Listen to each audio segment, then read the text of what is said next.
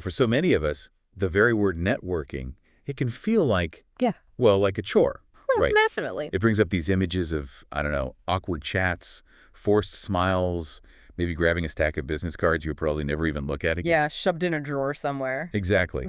It often feels really transactional, maybe a bit inauthentic, like you're just trying to get something.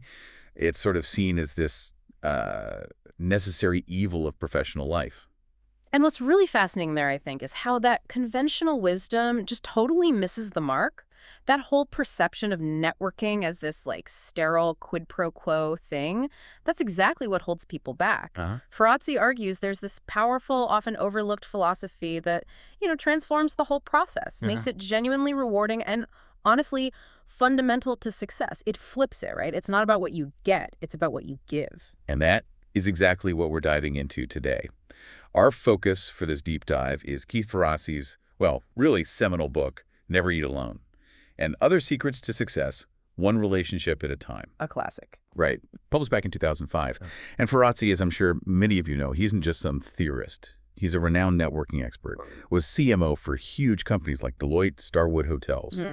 His insights have genuinely reshaped how tons of professionals think about their careers. Right. And their lives, really. Absolutely. And his central premise, it truly redefines what networking even means. It's not about you achieving things just, in isolation. Yeah. It's more like a strategic revelation. It's about the compounding returns you get from collective success. The real insight, I think, is that true influence isn't something you hoard. It's generated when you share value. When you create a network that literally multiplies your own potential, often in ways you just couldn't predict on your own. It shifts the whole game, From the self-serving, zero-sum thing to, well, an infinite one where everyone can grow together. I really like that framing, shifting from zero-sum to infinite. So our mission for you today is to unpack this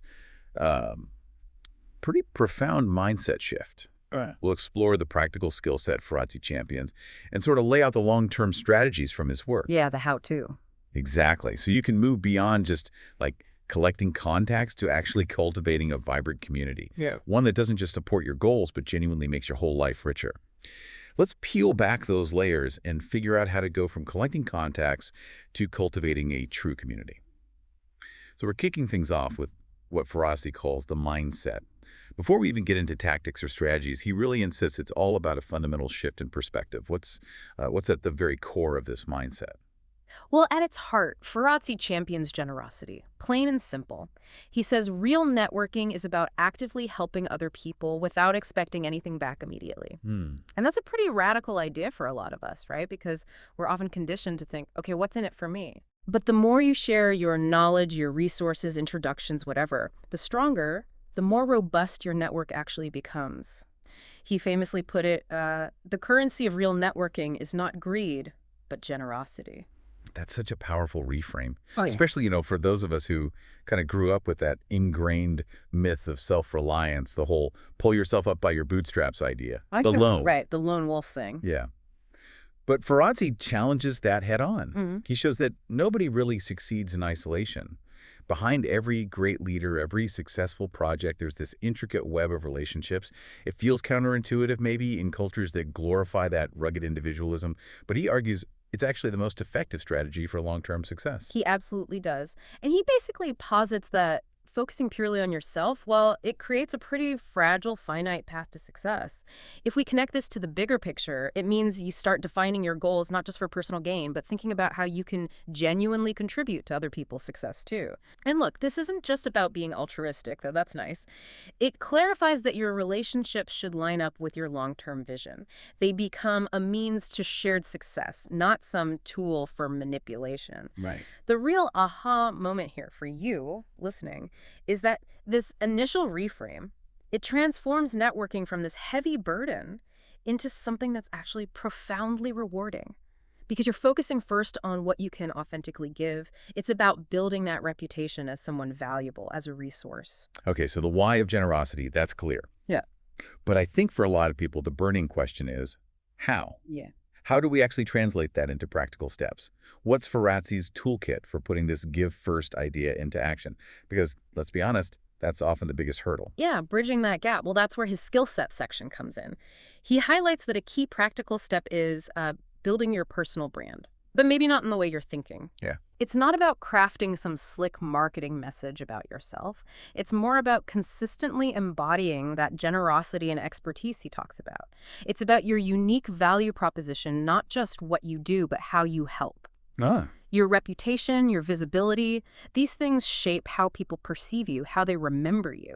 The core idea here is being intentional. Know what you want to be known for, and then consistently deliver on that promise. So that when opportunities pop up, people immediately think of you. As he says, visibility equals credibility. People can't help you if they don't know who you are. so it's not just about showing up, it's about being seen strategically. Yeah. Makes sense.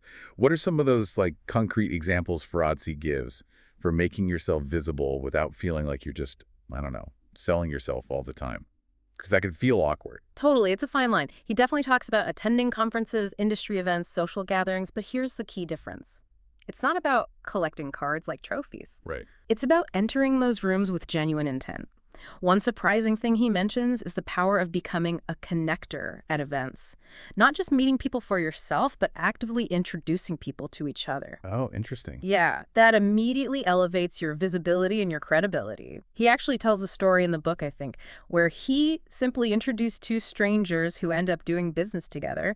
And just by doing that, he cemented his own reputation as someone valuable, indispensable even though he wasn't directly involved in their deal. Huh. That's clever. It really is.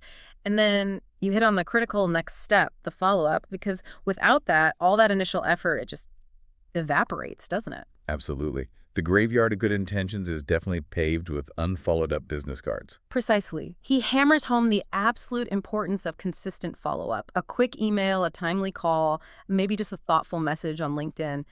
These are the things that keep connections alive and, warm. It's about more than just remembering someone's name. It's showing you actually value them and the interaction you had. Small gestures, too, like sending a holiday card, sharing an article you think they'd like, or a specific personalized thank you note. These build real trust and reinforce that spirit of generosity. Remember his line, consistent follow-up is the glue of relationships. Without it, your network just kind of dries up. And then, of course, we can't talk about Ferrazzi without mentioning his most famous, most memorable rule, never eat alone. We all know the phrase, but it's so much more than just grabbing a sandwich with a coworker, isn't it? What's the sort of subtle genius behind that simple habit that makes it such a profound strategy for connection? It absolutely is more than just lunch. Never eat alone is really a philosophy, not just an invitation. The genius is in the intentionality behind it. Ferrazzi emphasizes using meal times, breakfast, lunch, dinner, whatever, as these prime, low-pressure opportunities to actually deepen relationships. It's a chance to step away from the immediate pressures of work, to connect on a more human level. And he encourages bringing people together, sometimes even people from totally different industries. Foster that cross-pollination of ideas and connections that might just never happen in a formal meeting setting. Right. Imagine, having lunch with someone from tech, someone from publishing, and maybe someone from the nonprofit world. The insights they might share, the potential collaborations that could spark. It's a living example of creating that shared value he talked about. I love that idea of cross-pollination, creating those unexpected collisions of thought. And tied into making those interactions really meaningful, Ferrazzi also talks a lot about doing your homework. Yeah. What does that actually mean, and why is it so critical? Oh, doing your homework is basically non-negotiable in his book. Before any meeting, any meal, any significant interaction, you have to learn about the person. Just a little bit. What are their interests? What are their needs? Maybe their passions, recent achievements or challenges they might have posted about. Tailoring your approach based on this knowledge just makes the interaction far more meaningful, more authentic. Yeah, that makes sense. It shows you respect their time, that you genuinely care even before you've shaken hands. It instantly lifts you from being just another generic contact to someone who's thoughtful, someone who's truly engaged. And look, these aren't just, polite suggestions. They're deliberate strategies. They move you from just passive interaction to active, valuable relationship building. And once you've started to engage like that, the natural next step, I guess, is to deepen those connections, right? Move beyond just being acquaintances. Oh. Which brings us to how Ferrazzi helps us turn these connections into what he calls compatriots. Absolutely, yeah. Turning connections into compatriots means moving beyond just superficial contact. It takes authenticity, definitely, a willingness maybe to be a bit vulnerable sometimes, and a real commitment to being genuinely supportive. Mm. It's about investing emotionally in these relationships, seeing them as more than just names in your address book or on LinkedIn. It's about building trust, maybe sharing some of your own challenges, and offering real help when others are facing theirs. I really like that idea of creating a community, not just a list of contacts. Yeah. It implies actively connecting people within your network to each other. Exactly. You become this sort of hub for opportunities and collaboration. Rather than just a node that receives stuff, you're facilitating connections for others, which has to amplify your own value immensely. It's kind of like being the host of a great dinner party, where everyone leaves having met someone interesting or helpful. Precisely. And this extends naturally into the dynamic of mentors and mentees. It's not just about seeking out mentors for your own growth, which is, of course, incredibly important. But it's also about the reciprocal value you get from mentoring others, sharing your experience, your insights. It not only strengthens your own knowledge and helps you refine your thinking, but it also reinforces that core generosity in Ferrazzi's philosophy. It becomes this two-way street where everyone gains. And honestly, it's a surprising way to deepen your own understanding of something. Try teaching it. And that generosity, it shouldn't really have boundaries, should it? Ferrazzi really pushes for expanding relationships across different industries, different cultures, even different geographies. Why is it so crucial to break out of our usual professional silos? And how does he suggest we actually go about doing that? It's crucial because staying in your silo just limits your perspective. Expanding brings in entirely new viewpoints and opportunities you'd literally never encounter otherwise. Think about it, right? A solution to a tricky marketing problem might actually come from an insight someone shares from, say, environmental science or art history. Huh. Interesting example. Yeah. Ferrazzi talks about the power of what he calls weak ties, those acquaintances outside your immediate day-to-day circle. They often hold the most novel information and opportunities. He suggests actively seeking out events, maybe online communities, or even just traveling in ways that expose you to these diverse groups. Okay. This kind of diverse outreach, it opens doors you simply can't predict. It brings fresh perspectives and totally unforeseen opportunities into your life and your work. Yeah. It's just a really powerful way to multiply your impact and your opportunities. So we've covered the mindset, the skills, expanding the circle. But Ferrazzi knows, and we know, that true success isn't built overnight. Which leads us nicely into the final section, cultivating lasting influence. So what does this all really mean for sustainable long-term success? Well, it means embracing what he calls the power of small gestures. And these aren't just, being polite. They're strategic investments in goodwill. Something as simple as a handwritten note acknowledging someone's achievement, maybe a thoughtful recommendation for their work on LinkedIn, or even just checking in genuinely without an agenda. These can leave such a lasting impression. In a world that's so full of fleeting digital messages, these personalized touches show you genuinely care. It goes way beyond a simple transaction, and it builds immense trust and goodwill that really compounds over the years. It's about making someone feel truly seen and valued. And when we talk about leveraging things like conferences or events, Ferrazzi pushes us beyond just, showing up and hoping for the best. What are his specific strategies for really maximizing those experiences? Preparation, preparation, preparation. He insists on it. Don't just wander the floor aimlessly. Go prepared. Do some research on who's going to be there. Maybe target a few specific people you genuinely want to meet. And this is key. Approach them with a real reason beyond just pitching yourself. Well, maybe it's to offer an insight you think they'd appreciate, or to connect them with someone else you know, or simply to learn from their expertise on something specific. And then, of course, the immediate follow-up, that thoughtful, prompt connection right after the event. That sets you apart from the dozens, maybe hundreds, of people who just collected cards but never acted. It shows you're serious, a person of action. And for those of us looking to maybe solidify our position as a resource, Ferrazzi talks about broadcasting your expertise. How does that fit into building long-term influence? Yeah, broadcasting your expertise, whether that means writing articles, speaking at industry events, maybe even teaching a workshop or a skill, it's a really powerful way to share value openly and grow your influence. It positions you as a helpful resource within your community, someone who gives freely of their knowledge, rather than just someone who seems to be always looking for something from others. It's subtle, maybe, but it's a really effective way to attract opportunities and collaborators to you, rather than you constantly having to chase them down. It all really reinforces that core insight, doesn't it? Yeah. Think long term.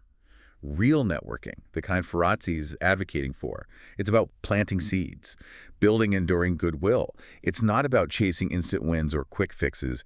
It's a continuous process, more like a lifestyle, really. It absolutely is. And this brings us to those really profound core insights from the book, which I think are worth just quickly distilling again. First, generosity truly fuels influence. Giving first creates this goodwill that just compounds over time. Yeah. Second, visibility equals credibility. People simply can't help you if they don't know who you are and what you stand for, what value you bring. Makes sense. Third, relationships are investments. Consistent nurturing creates these exponential returns, often far beyond what you initially put in. And finally, networking needs to be proactive, not reactive, waiting until you desperately need help. That's almost always too late. You got to build your bench before the game starts, so to speak. Ferrazzi wraps this up beautifully with a quote I really like. Success in life, the people you meet plus what you create together. This whole section just solidifies that idea. True influence, real success, it comes from consistent, genuine investment over time. It makes your network this living, growing asset that gives back in ways you can't even imagine sometimes. Okay, so let's bring it all home. A rapid-fire recap, kind of a cheat sheet of these really transformative lessons from Ferrazzi's philosophy for you listening. First, fundamentally, reframe networking. It is about generosity, not self-interest. Always aim to help first, ask later. Crucial. Second, make yourself visible and be authentic. Your reputation is way more valuable than just the sheer volume of contacts you have. Quality over quantity. Third, embrace consistent follow-up. It really is the glue for all relationships. Fourth, actively build communities. Don't just collect contacts, be the person who connects others. And finally, make never eat alone a real habit. Use every interaction as a chance to strengthen connections. Remember, that long-term generosity. It compounds into lasting influence and success. And Ferrazzi's unique philosophy, it frames networking as a lifestyle of giving, right? A habit of generosity, not just some transactional tactic you pull out when you need something, which I think raises a really important question for you, the listener. How often do you genuinely approach interactions with that give-first mindset, really looking to add value before you even think about what you might gain? It's a powerful shift to consider. And he leaves us with this really impactful, almost kind of chilling quote. Poverty in a networked society comes not from a lack of money, but from a lack of relationships. Really makes you think. So yeah, as you reflect maybe on your immediate future, think about your next meal. Seriously, instead of just eating alone or maybe with the same routine group, who could you invite? Who could you genuinely connect with, share ideas with, offer support to? Instead of just consuming food, consume connection. How might that one simple choice change your day or maybe even your week? And maybe I'll challenge you to consider not just who you think you need in your network, but really flip it. Who needs you? How might cultivating that mindset, seeing yourself as a resource, a connector, a giver, how might that profoundly transform your whole approach? To success, sure, but also to community and ultimately to your own sense of personal fulfillment. The ultimate question, maybe, for you to ponder is this. How might your definition of success expand when you start measuring it by the richness of your connections and the shared value you create together, rather than just your individual achievements alone?